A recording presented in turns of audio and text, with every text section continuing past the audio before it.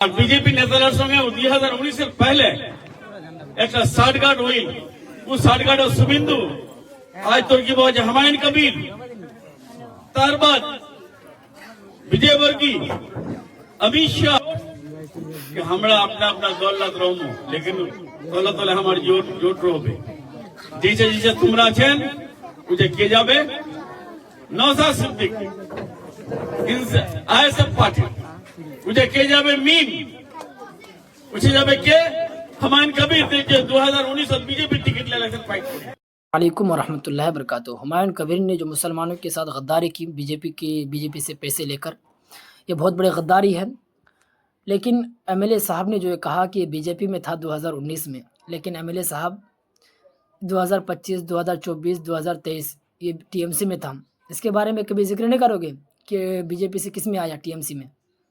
लेकिन जहाँ आती है मुसलमान की बात, क्योंकि ओवैसी साहब मुसलमान है, टारगेट करना है कि बीजेपी का एजेंट था जो ओवैसी से मिलकर वोट काटने का काम कर रहा था। लेकिन टीएमसी में जब था वो बीजेपी का एजेंट नहीं था, उस वक्त दूध से धुला हुआ था। इसके बारे में जिक्र करोगे नहीं। बीजेपी के जो कृष्णा कल्याणी है जिसके लिए तुमने एमपीज़ के वोट मांगे, वो भी पहले बीजेपी में था। मुकुल राय पहले टीएमसी में था, फिर बीजेपी में आया, फिर टीएमसी में आया। उसके बारे में कभी जिक्र नहीं करोगे। वो दूध से धुला हुआ है, क्योंकि यहाँ ओवैसी साहब मुसलमान हैं, मुसलमान के लड़ते हैं, मुसलमान की लीडरशिप को तैयार करना चाहते हैं। जब यहाँ इनकी बात आए, क्योंकि हुमायूं कबीर इनसे गठबंधन किया हुआ था, तो अब ये मुसलमान है ओवैसी साहब, तो इनको टारगेट करोगे कि ये भी हुमायूं कबीर से मिला हुआ था। इसका मतलब दोनों मिलकर बीजेपी का काम कर रहा था। यानी ये मुसलमान है इसीलिए टारगेट, क्योंकि बीजेपी का तार कनेक्शन करवा रहे हो हुमायूं से। लेकिन जब हुमायूं तुम्हारे पास था टीएमसी में, उस वक्त तो कनेक्शन नहीं हो रहा था, उस वक्त दूध के धुले हुए थे। आखिर ये राजनीति कब तक करोगे? जब ये बात ओवैसी साहब को पता चला कि उन्होंने ऐसा किया, तो तुरंत अलायंस तोड़ लिया, उनसे अपने रिश्ते मुनक़ता कर लिए। ओवैसी साहब पर उस वक्त दाग लगती है, उस वक्त उनको कहते बीजेपी के लिए काम करते हैं, जब वो अलायंस नहीं तोड़ते।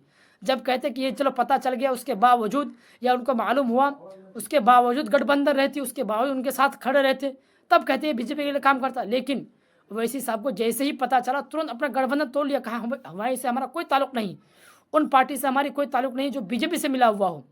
तो फिर मीम को बदनाम करना, ओवैसी को बदनाम करना, कौन सी राजनीति है? क्या मुसलमानों की वोट खरीदने के लिए, मुसलमानों की वोट लेने के लिए ओवैसी साहब को बदनाम करना? आखिर यह राजनीति कब तक खेलोगे?